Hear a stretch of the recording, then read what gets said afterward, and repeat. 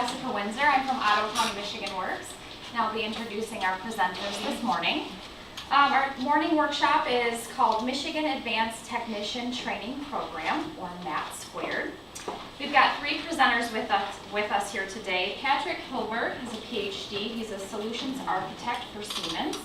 We have Berrigan, Director of Human Resources for Brose, and Hundt, Project Coordinator for Michigan Economic Development Corporation. I have a couple things to read about our presenters. If everyone could just remember to turn your cell phones off or on vibrate so we don't disturb anybody today, that would be great. So a little bit about Patrick. Patrick Hillberg has 30 years industrial experience designing and developing product lifecycle management, or PLM, digital manufacturing, process planning, robotics, and machine vision applications in the aerospace, automotive, shipbuilding, construction, and packaging industries. He is a solutions architect for Siemens PLM, which he consults with small, medium, and large companies to ensure they're adopting 21st century manufacturing techniques. In addition, Patrick is on the leadership committee for the Automation Alley Technology Center, on the advisory board to the Oakland University Department of Industrial and Systems Engineering, and is an adjunct professor in this department where he teaches a grad level course in PLM. He received a BS in computer science from Michigan Technological University in 1984, an MSE in industrial and systems engineering from the University of Michigan in 1989, and a PhD in systems engineering from Oakland University in 2004. He has co-authored journal articles for Frontiers in Education and the International Journal for Industrial Engineering, amongst others. Hundt is a project coordinator with the Michigan Economic Development Corporation's Talent Enhancement Unit, working primarily with the Michigan Advanced Technician Training Program, or MAT2, and partnership outreach. Working as a project coordinator allows Ryan the opportunity to fulfill his passion for local and statewide economic development, while also providing helpful tools and resources to a vast network of Michigan businesses and job explorers. Ryan previously worked as the Ann Arbor Victory Director of the Michigan Republican Party during the 2012 election cycle, as well as having experience in the financial services industry at Credit Union One and Case Credit Union. Ryan received his BA in political science from Oakland University in 2011. Just joining us is Mike Gidley, is that correct? Correct. Mike Gidley, CEO of Pontiac Coil. For the past 7 years, Mike Gidley has been an owner of Pontiac Coil Incorporated, a manufacturing company with locations in Clarkson, Michigan, and Searcy, Arkansas. Pontiac Coil is a designer and manufacturer of electromechanical devices with integral magnetic coils and electronics, utilizing thermal set or thermoplastic overmolding and precision machining. The company sells its products to industrial, commercial, and automotive markets worldwide. Mr. Gidley is the chairman of the Mechatronics Program Steering Committee, as well as a member of the Strategic Steering Committee for the Michigan Advanced Technician Training Program. Prior to purchasing Pontiac Coil, Mr. Gidley was a senior executive and an automotive and electronics supplier in Auburn Hills. Mr. Gidley held the positions of Corporate Secretary, Vice President, and General Counsel, Vice President of Administration, and Vice President of Corporate Development with the corporate parent company, and was also the Chairman and President of Hong Kong and Mainland China subsidiaries. Mr. Gidley began his professional career practicing corporate and tax law with a law firm in Farmington Hills. And Mr. Gidley has a bachelor's degree in finance as well as a Juris Doctorate degree. Bernie, if you want to say a couple words. Sure. I've been practicing in the field of human resources for the last 30 plus years, a variety of industries, everything from food processing to metal stamping, metal fabrication, and the last 20 years in automotive. And I've practiced in Canada, as probably 50% of the time in Canada, as well as the United States. Okay, welcome our presenters today.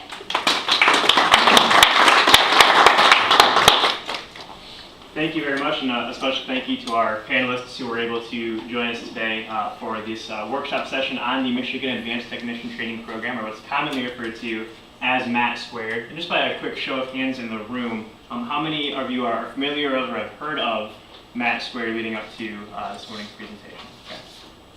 Seems to be more and more hands going up over the last few months, which is a good sign, I believe. But again, my name is Hundt, and I am a project coordinator at the Michigan Economic Development Corporation. Just to give you a rundown of this morning's workshop agenda, we're going to be giving a brief overview of MAT2 here just shortly, followed by a panel discussion with our panelists today, which will feature some frequently asked questions that we hear not only from potential industry partners, but also from Michigan Works agencies around the state that we've been working with and trying to identify possible employers to join this program. And then after that panel discussion, if there are any other remaining questions from anybody here in the room today, we'd love to end with a Q&A session. So we'll jump right into the overview of MAT2. And before I talk about any of the specific details regarding MAT2, I'd first like to touch on the need for change and talk about the reason why this program was developed in the first place. MAT2 was developed in order to address some critical issues facing our manufacturing and our technology industries here in Michigan. 82% of employers around the country, according to a Deloitte survey back in 2011, are currently reporting a moderate to severe shortage in skilled labor. On top of that skills gap, there's also the issue of an aging workforce, particularly in the manufacturing industry. So our average age of a worker in manufacturing right now is about 44 and a half years old. And that number is up from 40 years old in the early 2000s, and those numbers aren't reversing the way that we would like to see them. So those are two issues and two reasons why MAT2 was developed for our employers. Now, if we flip the coin and we're focused more on students or the eventual future workforce in these industries, this program was developed in order to give them a feasible option to post-secondary education. So for graduating high school seniors who are looking to go off and receive some type of post-secondary education, the average cost of a 4-year public university in the state of Michigan in 2012-2013 was about $80,000 over 4 years. And that's a hefty load that students have to pick up at some point, whether they're helped out with scholarships or financial aid or what have you. That's still a very costly way to go about trying to pursue a degree. So we wanted to develop a program that not only meets the needs of our industry partners, but also meets the needs of the students that are interested in pursuing a career in manufacturing and technology, and it also alleviates the burden of having them go through and pick up tens, if not hundreds of thousands of dollars of student loan debt. So this program is very beneficial for them, and it's very interesting for parents that hear more about this program. So again, addressing critical issues, we can see some of the statistics that I just read there. And to go more in detail on the MAT2 program, so we know why the program was created in the first place. Now, what exactly is MAT2 and what's sort of the background on the development of the program? Well, MAT2 is benchmarked on the German dual education system, and the German dual education system, simply put, is learning by doing. It's very similar to an apprenticeship model program where students alternate between classroom training at a community college and on-the-job training with an employer over the course of 3 years in the high-tech, in-demand industries that we'll touch on in just a moment. Now, by combining time spent in the classroom with real-world experiences at a company, whenever we go off and we talk to students, we talk to parents about MAT2, I tell the students that there are 3 things that they will need in order to succeed in their eventual careers, whether they're going into manufacturing, real estate, what have you. The 3 things that students need in order to succeed in their careers is, first and foremost, they need some type of post-secondary education. Whether that's a short-term certificate, whether it's an associate degree, a bachelor's degree, a master's degree, they're going to have some type of education after high school.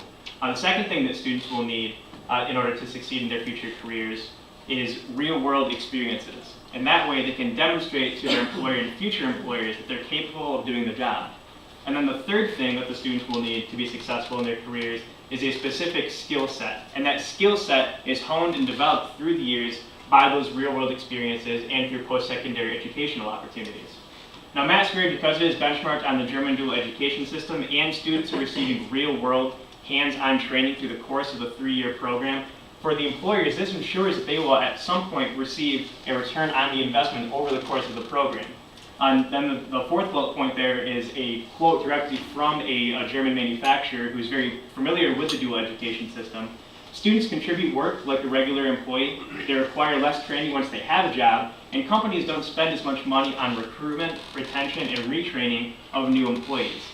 And also, with dual education systems, we see that in places like Germany and Austria that have dual education systems in place, their youth unemployment rate in those countries is under 10%. It's actually about 8%.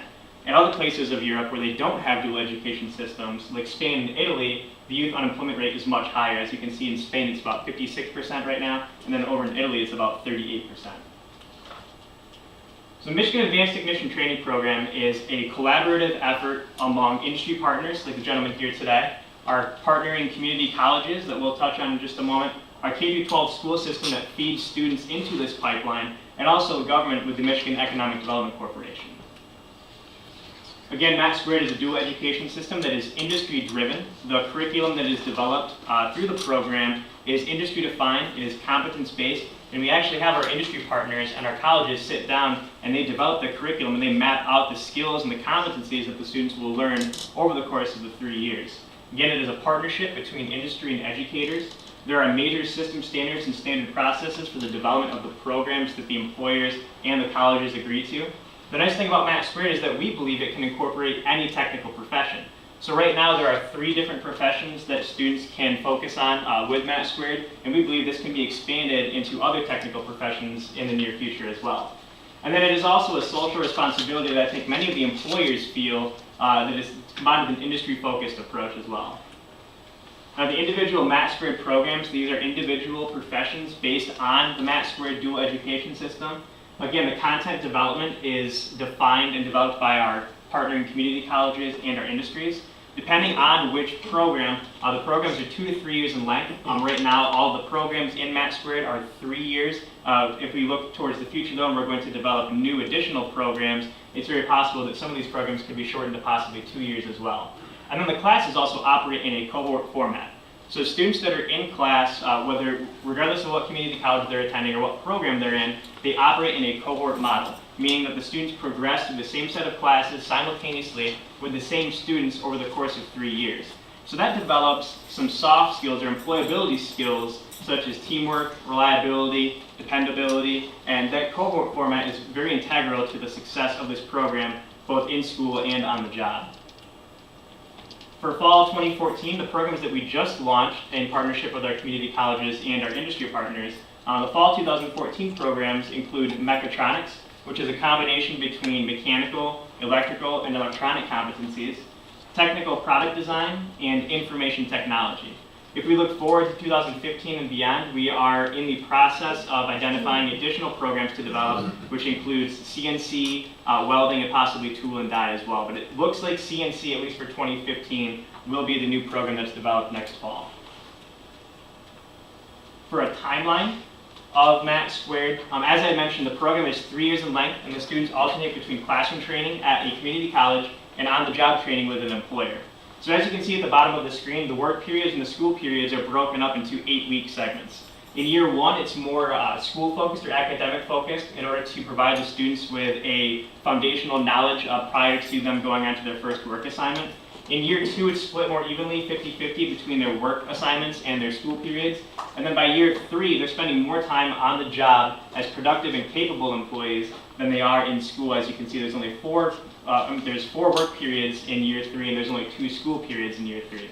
Then by years 4 and 5, through the program, once the students graduate from MAT2, they receive an associate degree from the community college, and they also have a job guaranteed for an additional 2 years with that same employer. So for years 4 and 5, that's full-time work that the students are conducting at the work sites with those same employers that they've been training with for the previous 3 years. So as we can see here, there's 2 back-to-back school periods in year 1, and those 2 back-to-back school periods are made up for the 2 back-to-back work periods to round off the program in year 3. Other than that, they do alternate between work, school, over those 3 years. This is a example of the cost model for the mechatronics program currently. Now through the program, not only do students alternate between classroom training and on-the-job training, but there are some tangible benefits that the students receive as well, in addition to what the employers receive. So for the program, the employers pay for the students' tuition 100% at the community college. That tuition fee includes their credit hours, their books, supplies, materials. They receive a laptop at the beginning of the program. So anything that the student has, or any cost the students would normally incur from the community college, the employers are paying for, and that rounds up to about $14,000 over the course of 3 years. In addition to that tuition model, or the tuition reimbursement, The students also receive a weekly stipend while they're in school for their 8-week school periods. They receive $200 a week while they're in school, and we want that $200 to primarily support them over the course of the program so that they do not have to go off and look for additional employment opportunities. Because this is heavily focused on training in school and on the job, it is a 40-hour-a-week commitment while they're in school. It's a 40-hour-a-week commitment when they're training on the job. At Open Community College, one of our partnering community colleges, the students actually punch in at 8 in the morning and then they punch out at 5 p.m. Monday through Friday, 40 hours a week. In addition to the stipend and the tuition reimbursement, the students also receive a wage through the program while they're training on the job with the employer. So when they're on the job, they don't receive the school stipend, but they do receive the hourly wage, which starts out at $9 an hour in year 1, goes up to $10.50 in year 2, and then by year 3, it's up at $12 an hour.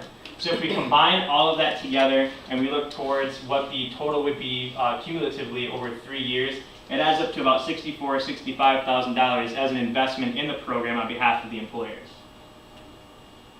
For industry participation, this is a list of our current participating companies. This is just a snapshot of some of the companies that are currently involved with the program right now. For a full list, you can go to our website at mitalent.org/MAT2.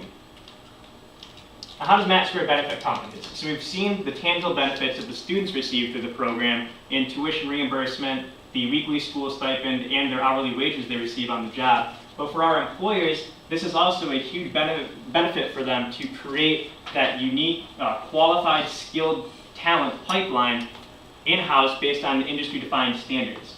So from the beginning, students are trained in-house on the company's own equipment. There are standardized competencies and practices the students learn through very similar learning objectives and course outcomes at the community colleges. It's a pipeline of well-trained talent as an outcome.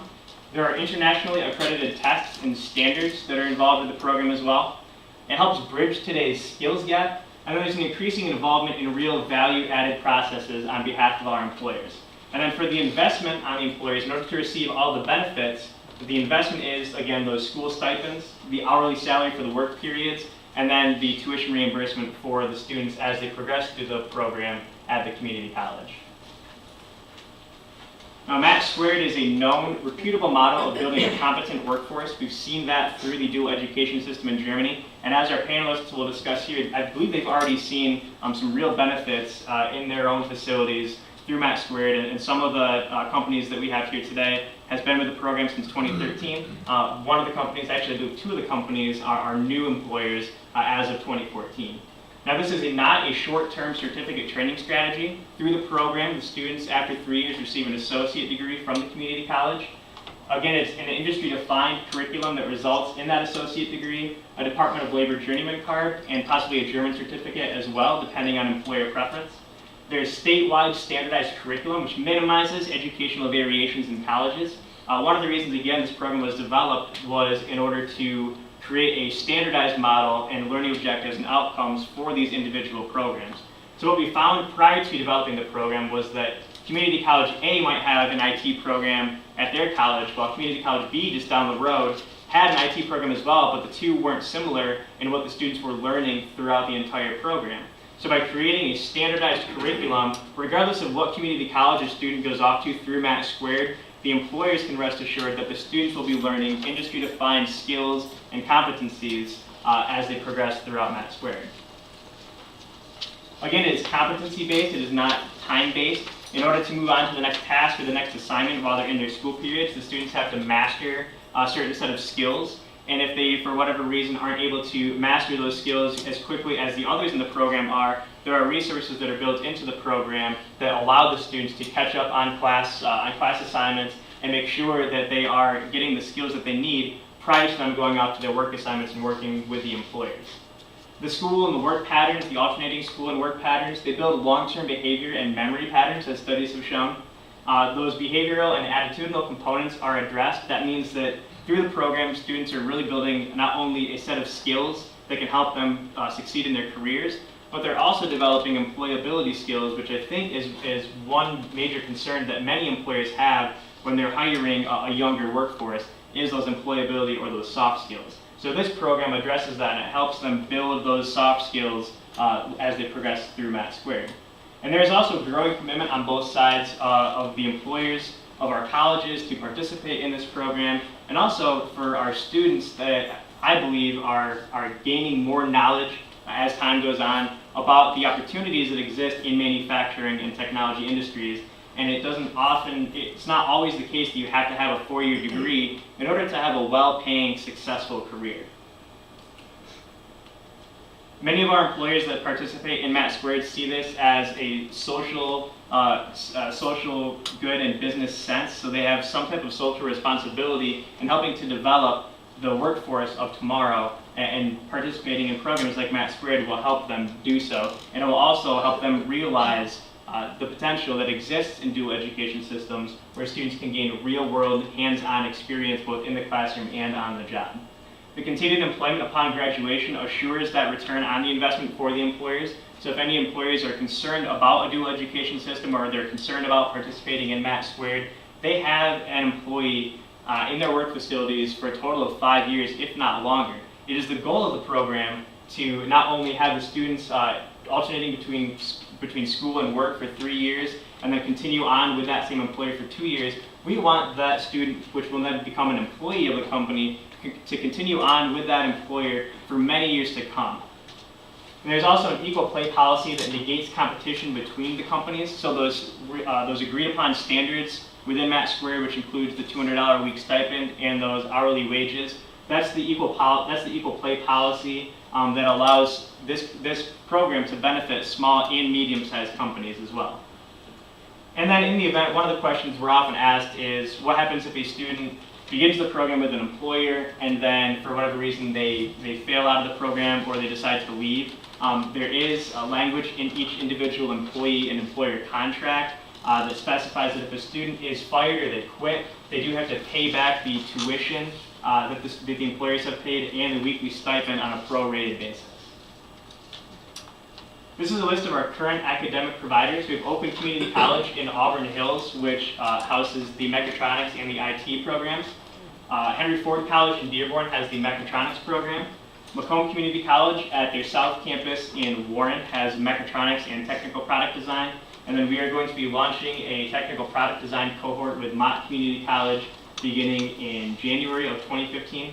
We also have plans to expand this program to Baker College in Cadillac in June 2015. And right now we're looking at additional academic partners, not just in Southeast Michigan, but throughout the entire state of Michigan to offer MAT2 in 2015, 2016, and beyond. So for companies that are looking to participate, what are the steps that a company has to go through in order to join MAT2? Well, first and foremost, they have to conduct a self-evaluation to make sure that they are ready to participate in MAT2. This really means that they have to check the minimum requirements, which are detailed in some of the language that we can send to companies. That they will agree and abide by the system standards in MAT2. They have resource commitments that they have to commit to in order to participate, such as having an industry instructor or a mentor on site while the students are in their work assignments. They can attend a webinar or an informational session, which is optional. And then they also have a decision as to whether or not they want to be a developer or a non-developer company. The main difference between the two is that developer companies can help to develop and define the curriculum for each individual program, whereas non-developer companies simply participate in MAT2, but they don't give any input towards the development of the individual curriculums. After they go through that participation readiness, they then submit a reservation form where they will select which program they want to participate in. They'll select which community college they want to send the students to, and then they'll also select the number of students that they will put through the program.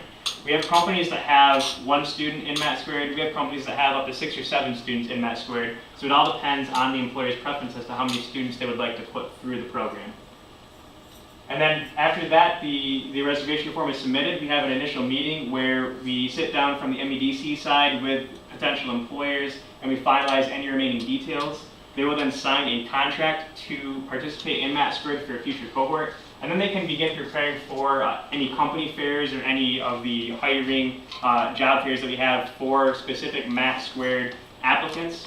What generally happens is at these company fairs is we invite all of our qualified applicants for the program to meet with all of our participating employers, and then they have sort of matchmaking sessions where the employers have an opportunity to interview with each individual company for about 10 to 15 minutes. And after those company fairs are conducted, the employers then contact the students they wish to invite for a second round of interviews, after which point the employers then make a decision as to which students they would like to hire into MAT2. There's some contact information. My contact information, if you do have any questions on MAT2, is on the top of the screen. Valerie Jemerson, she is the MAT2 program manager at the MEDC. Her contact information is listed there. And then Dr. Thomas Bowman with Orbitech International. He works for the consulting firm that helps with the daily administration of MAT2. His contact information is listed there as well. Our website is at mitalent.org/MAT2. On that website, we have detailed information on each specific program. We also have some multimedia with some videos on the program that feature current companies, current colleges, as well as current students to give sort of a testimonial on how well the program is functioning. And then we also have specific pages for applicants and specific pages for current or potential employers to go on and find out more specific information for them. Before we get into the Q&A now, we're going to transition into the panel discussion with the three gentlemen that are joining us today. So we have already done our personal introductions, and I guess I'll just go kind of right down the line. You can all take as much time as you'd like answering each question. But our first question regards the skills gap in an aging workforce. Could you please provide individually just a short summary of some of the challenges you were and perhaps still are facing with regards to finding qualified skilled labor at your company? And Bernie, I think we'll start with you, if that's okay. So, I mean, it's a fact. The stats in our particular case, at least, are accurate. The stats that you cited from Deloitte. I was doing a little bit of research last night before I came here, and I found at least 3 sources of other information: the Bureau of Labor Statistics, Forbes, and a consulting firm in Boston, pretty well known, with stats that say the skill shortage is acute, and that is what we are experiencing at Brose in North America. So we decided 3 years ago to get quite involved in MAT2, looking at those projections and the impact that they would have on our business and our customers. So we decided to take action. We are one of the developing and founding companies of MAT2, and so we have a very serious vested interest, and a lot of hours, a lot of resources have been deployed to make MAT2 very successful. So we have difficulty, particularly in the mechatronics area, finding skilled labor, and I don't think that will be a surprise to a lot of employers. We have 8 students that are in the MAT2 program. 6 of those are mechatronics, 2 of them are product design, because that's another area we're experiencing some gaps. Next year we'll take on 4 more. I'm not too sure what the mix will be yet, whether it'll be 2 and 2, but we've made a commitment that there will be 4 more students that we'll take on to address these skill gaps. So despite active recruiting efforts to address this gap, we feel quite strongly that the best approach is a homegrown approach. We also have first-hand experience. Brose North America is a German parent organization. We're based out of Coburg, Germany. And so we have first-hand experience. And our Coburg facility alone, I think we have about 145 apprentices in that one operation. And if you look across Europe, it's close to 300 apprentices.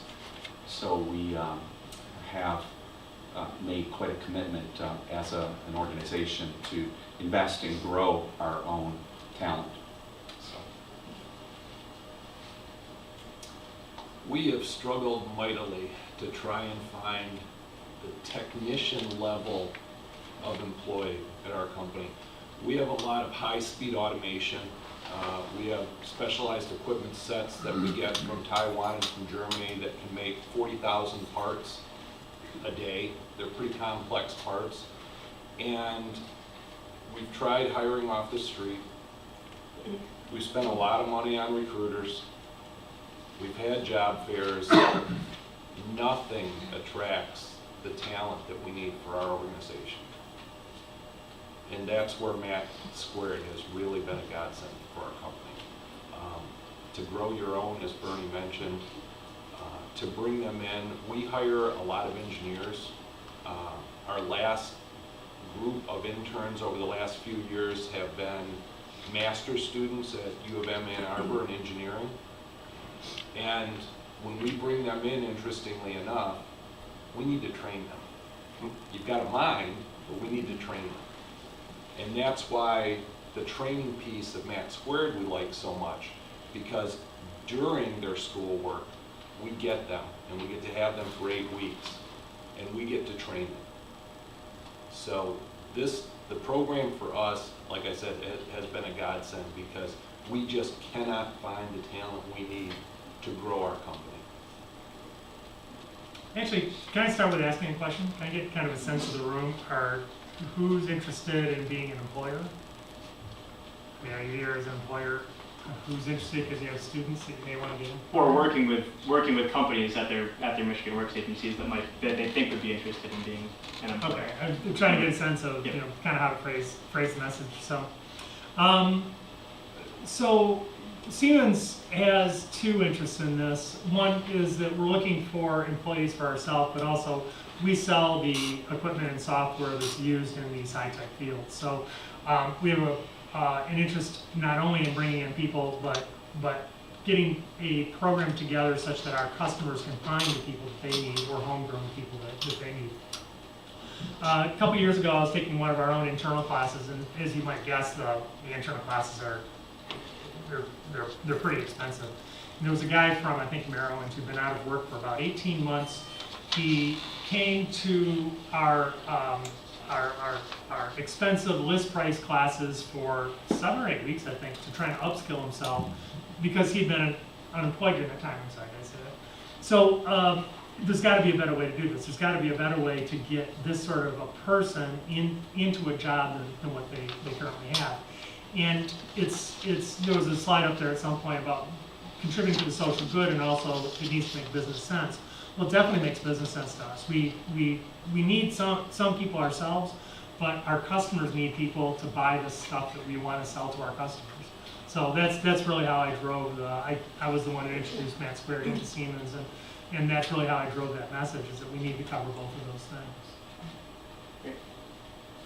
Our next question again is regarding the skills gap in an aging workforce, and what seems to be the main reason why manufacturing companies are having a difficult time finding individuals to fill these high-tech positions in the skilled labor market?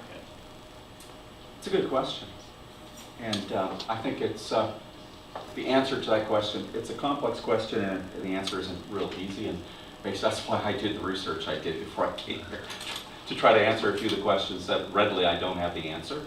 So the drivers behind the shortage, in particular of mechatronic types of students, there's a variety of reasons. It could be a lot of different factors: an aging workforce, people in 08, 09 that left the state and are employed elsewhere. And I'm sure each of you sitting there can think of several possible reasons. But I didn't read anybody who said specifically they pinpointed all of the various reasons. But I can tell you, when you take a look at mechatronics, right, it's an electrical and mechanical technician type of position. And the skill set is very broad, and it's not somebody that you can just go out on the streets. It's not a millwright, an industrial mechanic, and it's not an electrician. It's not a pipe fitter or somebody who specializes in hydraulics and pneumatics. What we're actually looking at, is a little bit of all of those different trades, combined into one new position. And I looked it up at the Bureau of Labor Statistics, what they defined a mechatronic technician as. And it's pretty interesting, somebody who can read blueprints, somebody who has an electrical, electronic background, knows pneumatics, hydraulics, pretty much everybody. It's a generalist, really. And so to try to find somebody like that off the street is not easy either. So I think that's in part driving the gap. I know that doesn't answer the question specifically, but it's what I got. my turn, right? You try answering. It's interesting, at our company, certainly you need to be of an age where you can readily move about, stand on your feet for long periods of time. There's not a lot of heavy lifting, but there's a lot of intelligent lifting, I'll say, involved. A number of the things Bernie touched on, certainly we have seen. I recall hiring people in the early and middle 2000s, and it was a lot easier than it was once the recession hit and thereafter. I think Michigan did have a real brain drain, and maybe not for the high-level engineering jobs, but certainly that technician, that middle layer that kind of is the backbone of our manufacturing companies.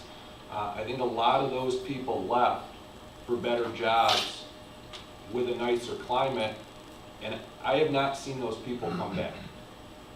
So I think we've kind of lost it's not quite a generation, but we've lost a large subset of people that are not here anymore in Michigan. So therefore, we're looking to the younger people now to fill those jobs. The younger people do not have the skill sets. They do not have the experience that you really need. My business partner's an engineer, and his classic line is always reminding us at work that we're in high-speed automation. We can make a lot of parts really fast, but we can also make a lot of bad parts really fast. And so that's why you just can't have anyone deal with the equipment sets. I mean, you really need the skill sets. And we have not found them. So Ryan sent us these questions a couple weeks ago, and I think I'm wishing I paid more attention now. So the question was difficult time finding individuals for these high-tech positions. So that's definitely the case. Through my work with Oakland University and the employers who come to OU, I see the same thing at the four-year level. We were at a meeting a year ago, and the employer said, you absolutely cannot find an engineer in town. And I think that's the case about Michigan. So, as well as this technician level. And these are not the same skills. It's not necessarily that you advance from technician into engineer. Particularly, I'm in technical product design, and when I work with the designers, they say this is not engineering. Design is a completely different skill set than with engineering. So to reiterate some of the stuff that Bernie and Mike explained, said, we've seen the same thing. The first half of the 20th century saw a steep decline in the number of farmers, but we still need some farmers, and the people who are still farming now are actually quite wealthy. The past quarter century has seen a big decline in the number of people in manufacturing occupations, but we're still second worldwide in manufacturing. We absolutely need people in manufacturing.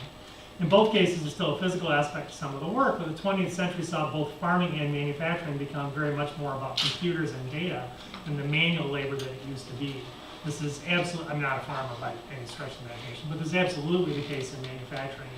It's how do you not make the wrong part? Well, often that is you need to get the right data there so that you're making the right part in the first place, and you have a better understanding of what your customer is looking for in that part or in the product that part goes into. So I guess my last point is that there's very good careers available in the manufacturing industries. I won't give anecdotes, but there are very good careers in the manufacturing industries, particularly if you have an understanding of computers and data and really the information sciences. Great. Our next question regards MAT2 just in general. When you first heard about MAT2, what were some of your initial thoughts on MAT2 and it being a dual education system? Well, I first heard about it in January when the baton was passed to me by our Vice President of Human Resources, who helped establish the program the previous year. And I thought, at that time, what I thought was it's about time. I mean, it is definitely a program that is much needed in industry, because where else can you go where, an employer has some serious influence over designing a program, that is going to meet their exact requirements, you know. Where else can you go and partner with college, you know, and sit down together, develop a DACM chart, which outlines exactly what those requirements are, and design a plan of action, a plan of attack, on how they're going to get that education, how we as an employer are going to supplement that when they come back to work, so that all of our goals and objectives are aligned, and those students are going to graduate, you know, with an associate's degree, probably a journeyman ticket from the Department of Labor, and in our particular case, because we want our students achieving the IHK German standard, which is internationally recognized, where else can you go as a young person and, you know, take advantage of all of those outputs if you live up to your end of the bargain, right, which is study, you know, and do well on the academic piece, but also, you know, partner with your employer and work hard, you know, and I'll tell you, we've had just tremendous success. That's why but the other reason, we've seen it work in Germany, and so we know, because of the hundreds of students that we have in the pipeline, that it's about time that this program was implemented here in Michigan. So we're very, very happy and glad to see it. It was a real aha moment for us at our company. I remember I saw it in the Sunday paper, and I brought it in to our management meeting Monday morning.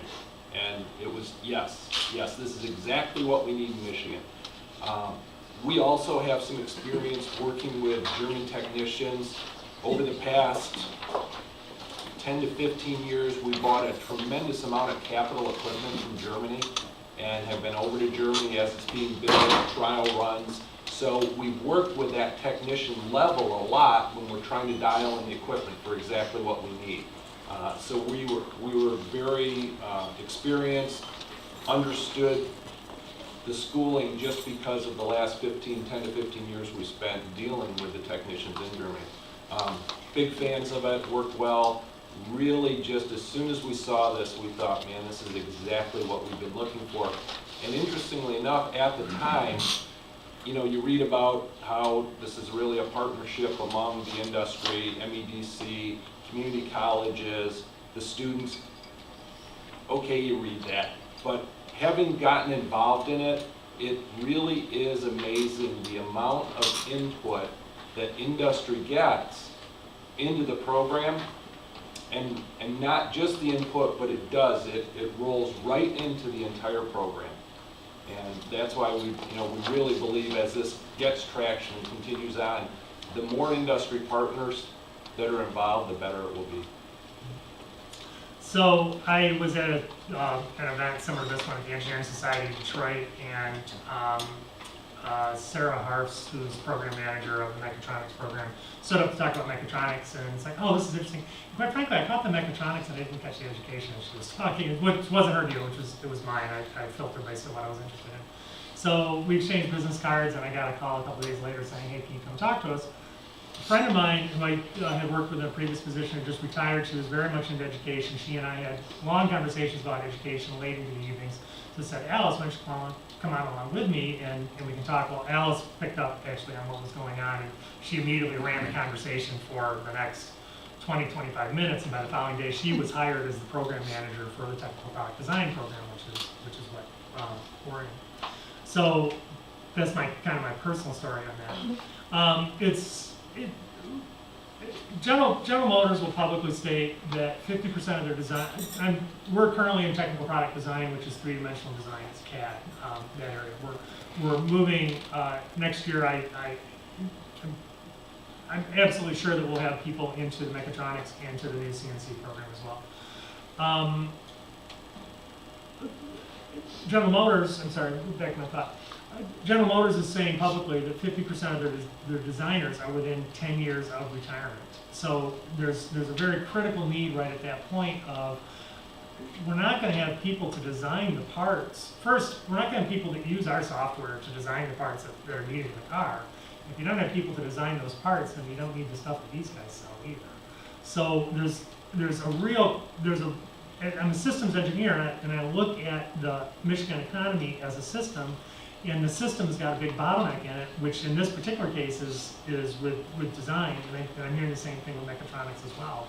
It's not just a matter of, hey, these are jobs that are going unfilled. These are jobs that are critical in the pipeline of the whole rest of the economy that we need.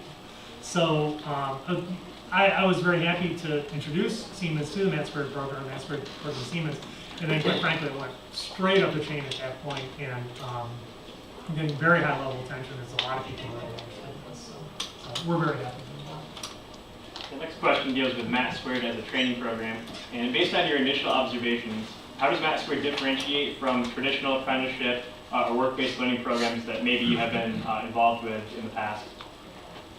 So I see it as similar but yet different. Obviously very similar in the sense that there's blocks of time that you're in school and blocks of time that you're getting real world work experience. But I guess one of the critical differences as a founding developer company is the input that we had on the curriculum. And there are a number of companies that came together that worked with the colleges and Orbitech and MAPC to come up with the curriculum. As has already been stated, we benchmarked this against the German dual system. And so we had a baseline in which to work from, but it's uniquely American as well because it addresses our very specific needs. There are a lot of similarities between the systems, but there's also differences as well. And so I see it as it's similar, but very different because of the involvement of industry. And we are joined at the hip with the colleges. I mean, all of our mentors at Brose have the techs and they have access to the online labs and training that the students are getting. And they know before they come back into the workplace exactly what's been covered. We have contact with them regularly. Every 2 to 3 weeks. We're either, we're definitely talking to them, but there's also an exchange. If somebody's taking time off, I get emails. The people, so it's a little different. An apprenticeship program tends to be, it's not as hands-on. We feel we're extremely married to this particular program and our students. There's a real, not to say that there isn't a personal relationship with other quad programs, but this one, I don't know, it's gotten a different amount of attention. Certainly the one thing we like, especially in the mechatronics area, and Bernie highlighted this on the first question, is that you need to bring together a broad array of skills. Electrical, mechanical, electronics. This is not going to set itself up well for a pipe fitter journeyman. You really need a broad base. But again, the jobs, the technician level we're looking for, I can hire someone with a master's in engineering and I bring them in, but they're way above, I can't, the economies of scale are not good for what I have to pay for that and the job I want them to do. However, if I hire off the street, I don't have the skill sets. So we think this is perfectly placed with, it's a broad education because they're going to end up with an associate's degree. So I've got someone that has upward mobility too. If we start out as a technician, but we really see something there, what we're happy about is that's a transferable education that then we can send our people out and get them a bachelor's degree if we think they're tending in a direction. Without that, we've got a great technician who has the broad base of experience to deal with, and I think Pat mentioned it too, this machinery, you need so many different skill sets to work on today. So that's why we think that, the broad application of this, instead of just saying you are going to go learn how to do one thing, or you're going to go to university for 4 years, and we don't know if you're capable or not. We know you spent a number of time, you've gotten a degree, but maybe you're just really good at education. So for this area, for what we're looking for, where we're struggling with our employees, this is the slice that we've been looking for. So I don't want to get into differences too much because Siemens runs mechatronics, but apprentice programs in other states as well. But something that's really interesting and really valuable about this program is actually what we call the DACM, which is what's the DACM stand for? Develop a curriculum. Develop a curriculum, okay. So in any event, it's the companies who are involved in the program who are developing the curriculum. They were initiated with for technical product design, initiated with 2 one-day meetings last January, where the companies who had committed to hiring apprentices came in and said, these are the skill sets that we think that they need. And simultaneous to that, we brought in the 2 community colleges, Mott Community College and Macomb Community College, so that they could be involved in figuring out how to teach the stuff that we're looking for. And quite frankly, there's been a lot of discussion, and the diplomatic speak is frank and open discussion, where it's like, oh my goodness, you really want me to teach this, how are we gonna fit this in? But it's really it's simultaneously driven by 2 things. What do the companies need, but also an articulation path for the students so that they do have, as Mike said, an associate's degree that goes along with this. We want this apprentice to come to us and stay to us because they want to do that, but we want them also to be skilled enough that they have options that they can go other places, if for whatever reason it doesn't work out. So I think this really targets towards the needs of Michigan business. And that would be the big highlight for me. Next, what benefits to your company have you seen thus far from MAT2, and how will this training program impact your workforce, both short-term and long-term? That's a good question too. So short term, we're seeing benefits, but you have to remember these are students in training, and so you just can't release these students. They're shadowing others in these jobs, and they're working side by side with other senior co-ops, engineers, product design engineers, and so they're working side by side, and so they're in the knowledge acquisition phase, but they're having an opportunity to practice what they're learning in the school as well. So we have a couple of students that are so eager, we've been extremely pleased, that they're working a few hours on the weekend as well, because product design, I've got a product designer, listen Bernie, can I come in, for 4 or 5 hours? Well, I'd rather have him come in working on something relevant and something that's going to benefit Brose than, otherwise he said, I'll be working at the local gas station or the local, so if I can do something to give him an additional opportunity to acquire these skills because he's extremely motivated, then why not? It's a win-win. So it's been extremely beneficial. I mean, we're seeing the benefits, but we realize, we're looking long-term.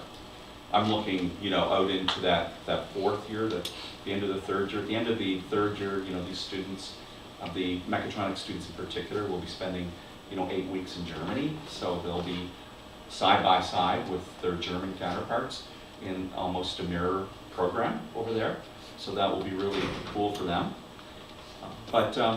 So we're looking for the long-term return on investment here, and while we're seeing lots of evidence of some short-term benefits, we're not.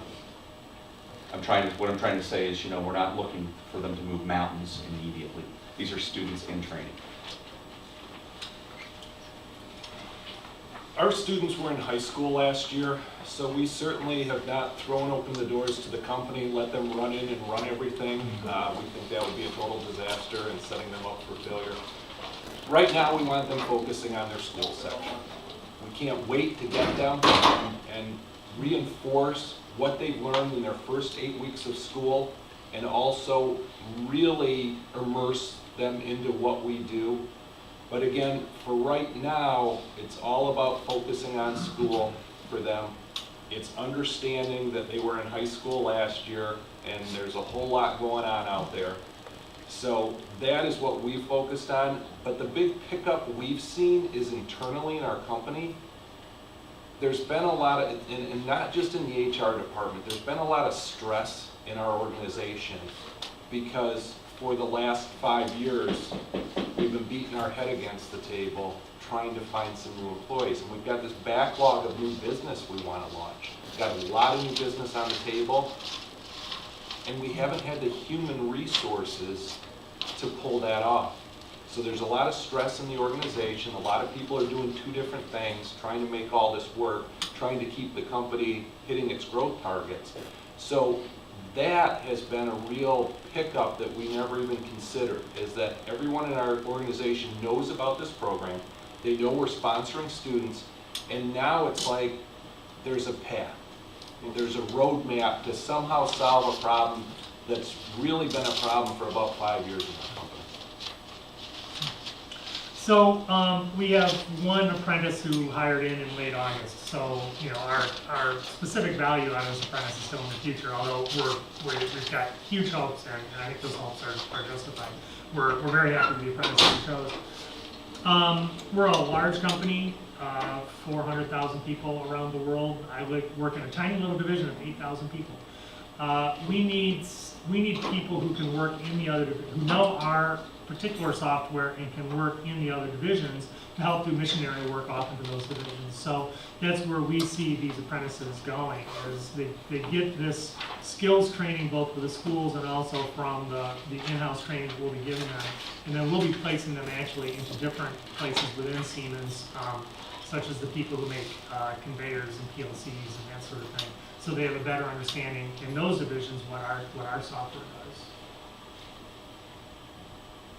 The next question, could you each briefly touch on the quality of students that are currently working for your company as part of MAT2, and were there any initial challenges with bringing someone on with little to no manufacturing experience other than what they had or are learning during their first school period?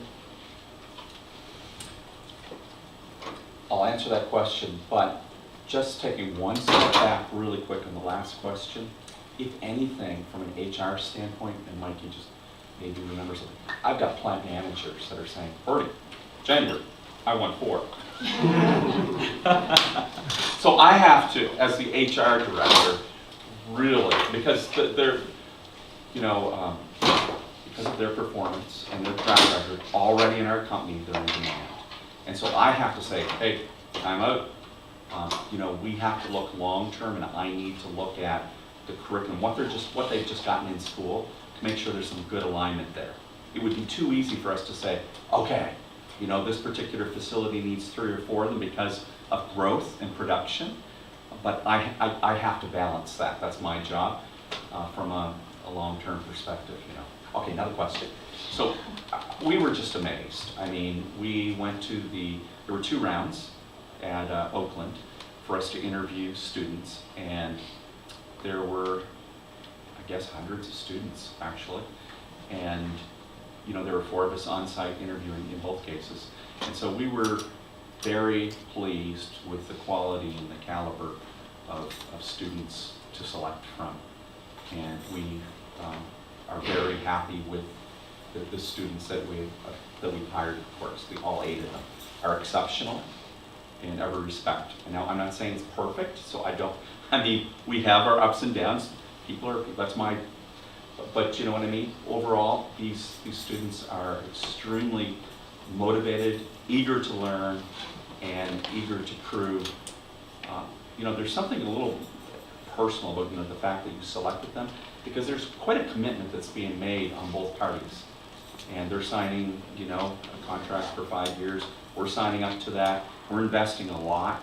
And so there's something beyond just a regular employment relationship. We really bond with these folks. It's very unique. We spent a lot of time before we went to the student interviews trying to get the right frame of mind. I mean, for the majority of the kids that we interviewed, they were still in high school, finishing up high school. So you really needed to switch gears on how you were going to interview someone. Because normally when you're interviewing someone, you're just trying to suck out of them what's their skill sets, what's their experience. These kids don't have it. I mean, you throw all that out the window. So after sitting around and spending some time, what we decided we'd do is we really, and again, I'm not saying this is the right way, this is just the way we found success, is that we focus on their hobbies. What do you like to do on the weekends? What do you like to do at home? And oh, by the way, I looked at your transcript from high school, you're in the robotics program. Tell me about that. We were looking for people, especially in the mechatronics area, but also in the technical product design area. Did they like to work with their hands? Did they help their grandfather fix the riding lawnmower? You know, what do they do? Have they changed a flat tire? Can someone, you know, we interviewed someone who was really special in technical product design, who told us that they used to go shopping a lot with their mother and they hated it, but then they started liking it because they used to stare at things and wonder how they were made. Wow, you know, now we've got a connection with them. So definitely we really had to switch gears and get a lot smarter on how we interview these people, because they're just kids. But so far so good, and real excited about it.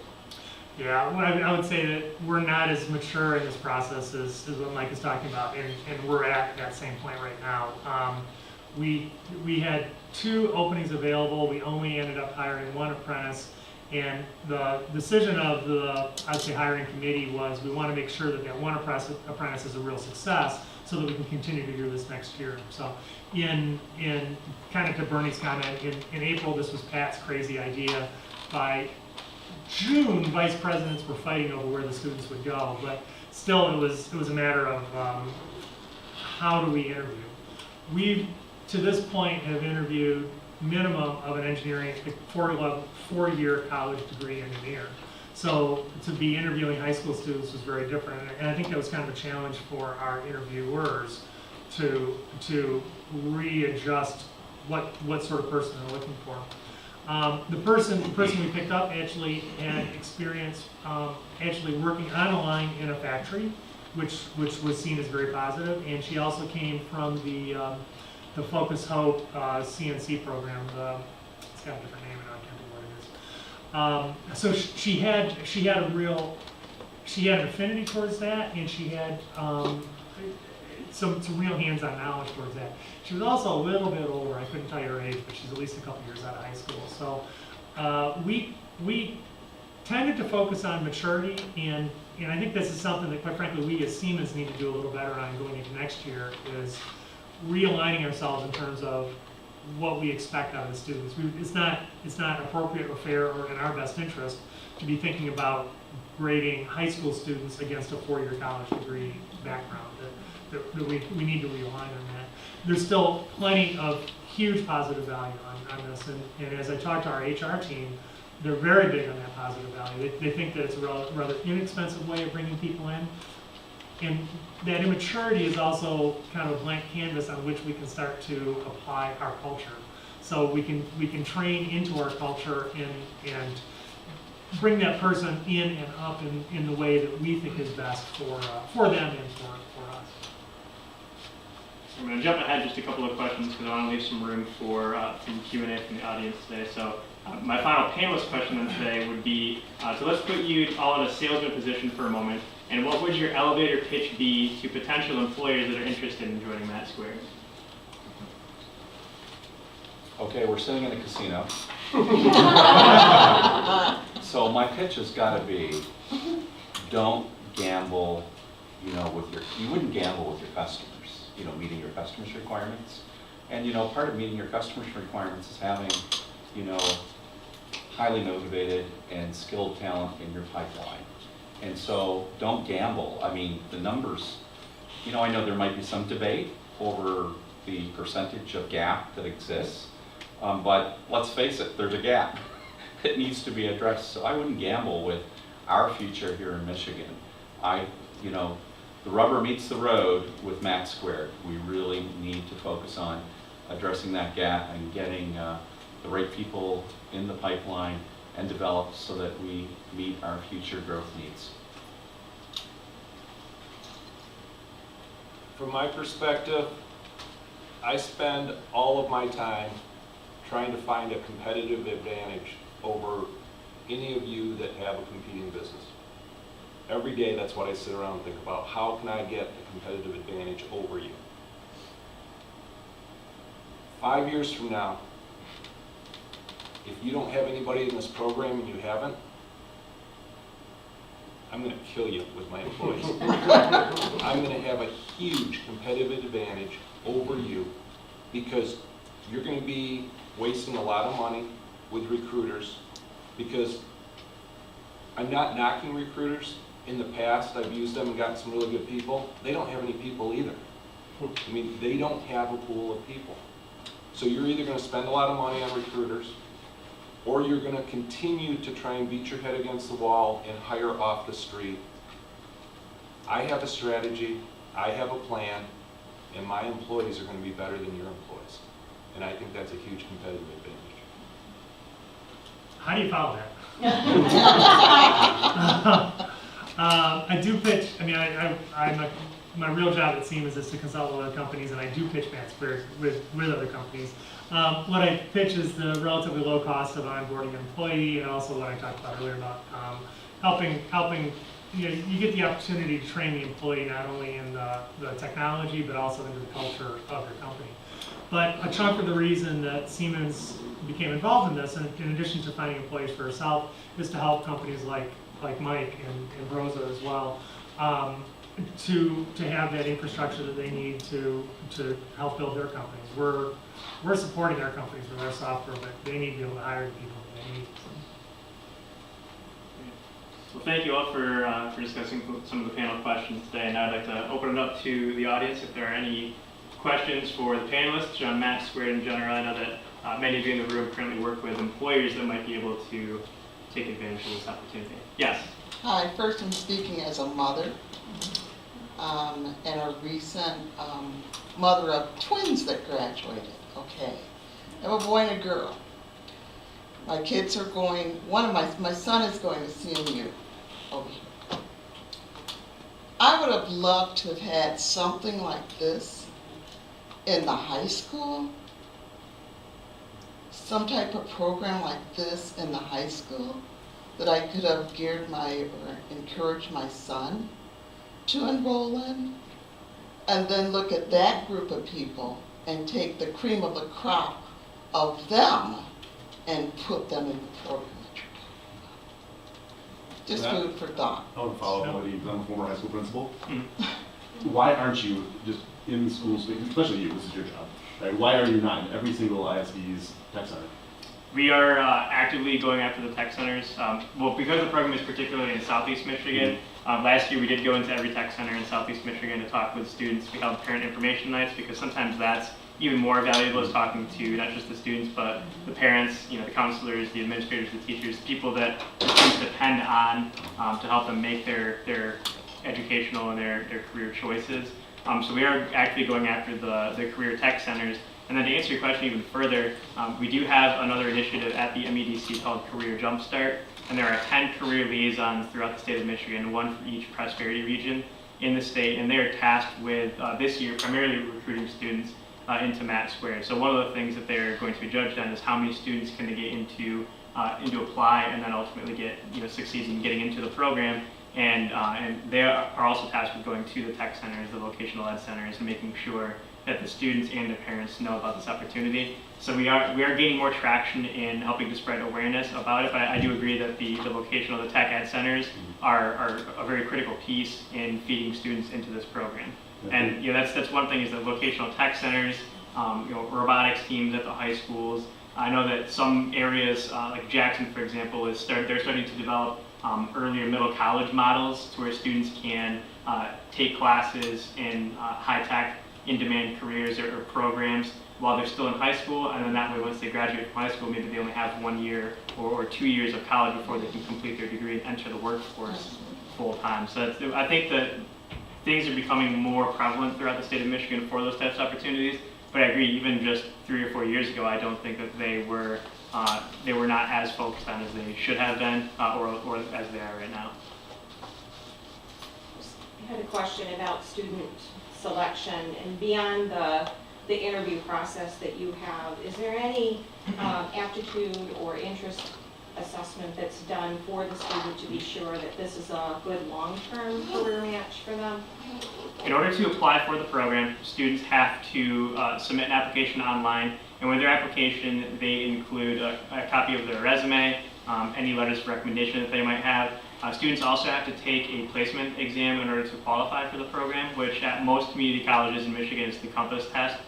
Some community colleges like Lansing Community College and MAT Community College, it's the AccuPlacer.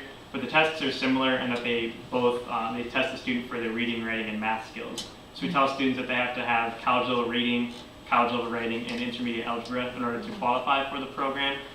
For any other aptitude tests or behavioral assessments, the employers, they can do their own assessments for those. I know that in the past we've done Berkman assessments, which is like a personality test, to make sure that they would be good fits. We're starting to move away from the Berkman and leaving that decision up to the employers as to what they would like to do for personality tests, but there are certain things that the student has to complete in order to apply and qualify for the program. Yes? I have two questions. So how is MAT squared partnering with STEM? Because they're not the same, but they're very much related. And then my other question is, have you considered going beyond even previous to high school and looking at starting at like 3rd and 4th graders to kind of introduce them to manufacturing and the technology and everything that's there so that they understand what manufacturing is, even as they enter high school? We, at the state level, we're doing more to support STEM awareness throughout the entire state of Michigan, which we hope then feed students into, whether it's MAT squared, if it's not MAT squared, hopefully it's some other type of apprenticeship opportunity, anything that they can do to help pursue a career in manufacturing or technology. And then for your second question, going back to reaching out to students at an earlier age other than just high school, it's very beneficial to continue working with organizations that have the capacity and the resources to do so. It might not necessarily be talking with 3rd and 4th graders about MAT squared, but it is about talking with 3rd and 4th graders and their parents about STEM awareness, about careers in manufacturing and technology, and making sure that these students are aware of these opportunities, whether that's having some local organizations go into the high school and doing some sort of hands-on demonstration, maybe with a company that can help out with that, whether it's for older students in middle school and high school doing talent tours like the Michigan Works agencies have been doing. So we are supporting more of those resources at a regional and a local level as well for raising that awareness. Actually, and Siemens also, just completely independently, this is just something that a dozen or 15 volunteers got together to do. We'll come to your school, we'll put on a presentation at the school. I'm on the group, but I haven't had a chance to do it yet. I think it's a motorized Lego soccer ball thing that you kick and you estimate how far will the ball go.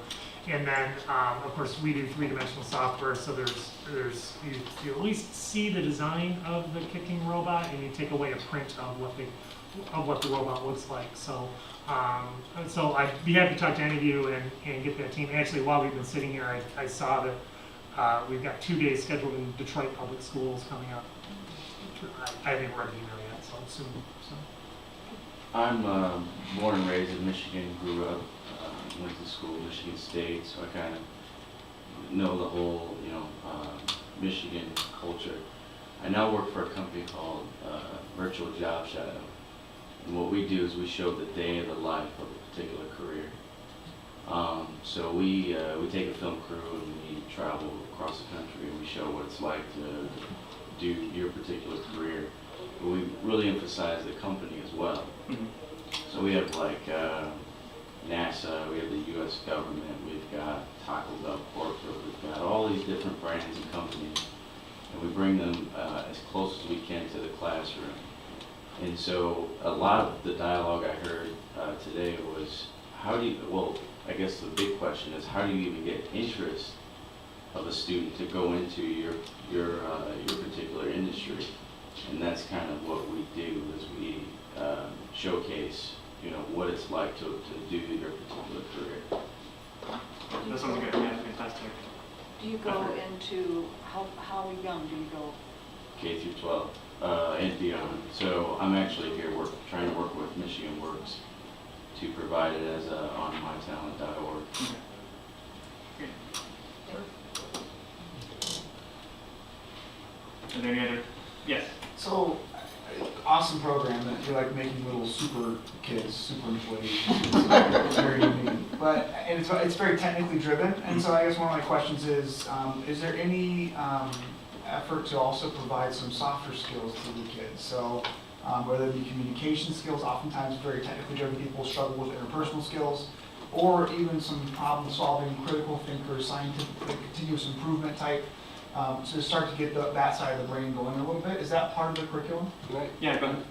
I'm not really going to answer your question. It's more of a lead-in because we've got the expert who's next to me, and I was so excited this year. When our kids were getting ready, I was thinking back about when I went away to university. And I spent my first 2 months at university teaching myself how to take notes, how to organize my notes, what I needed to do, where I needed to be.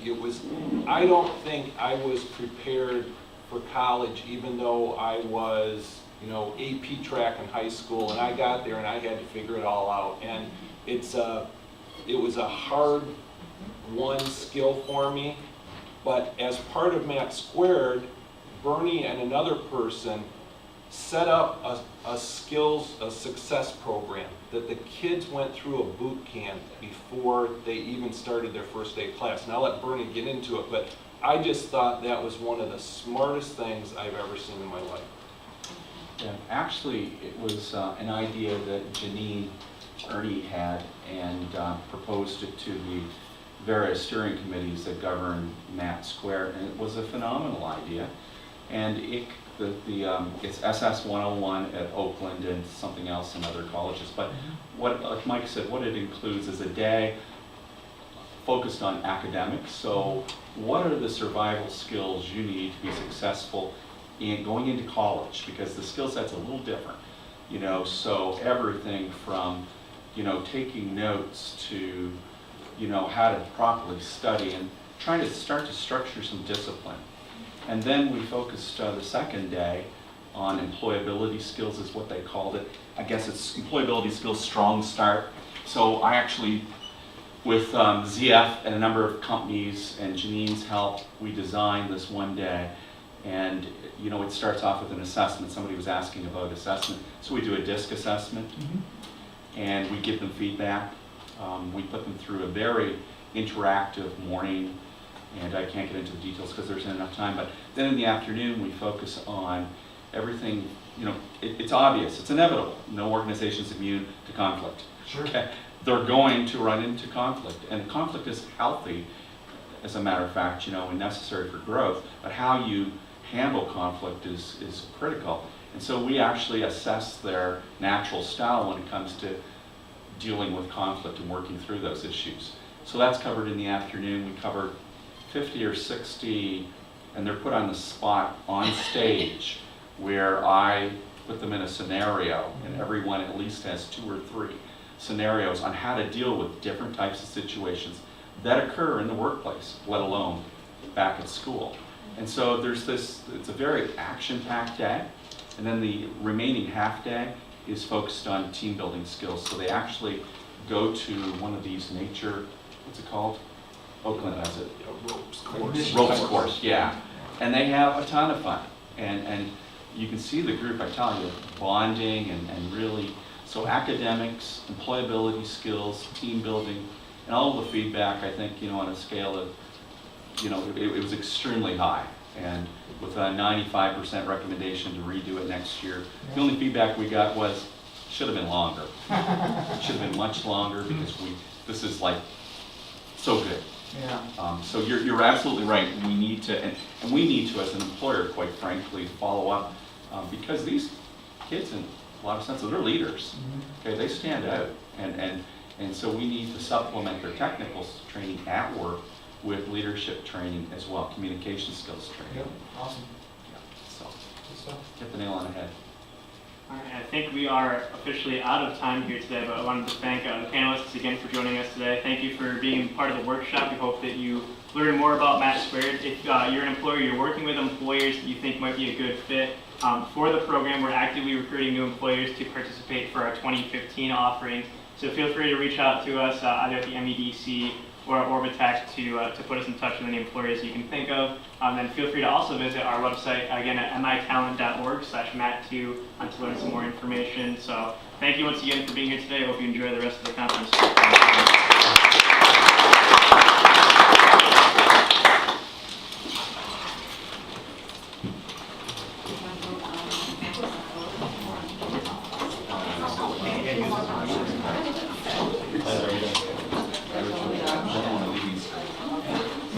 Very nice.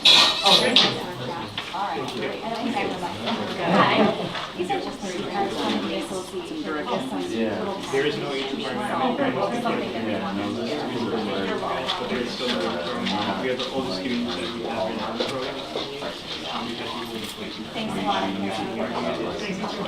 Program, but there is no And back, Mike? age. Yeah, I gotta go do all those other things, the emails that came in all over. Yeah, all right. Right. Hey, Dave, how are you? Pretty good, Patrick. How you doing? Actually, during the first year, 2013. So, I saw, I think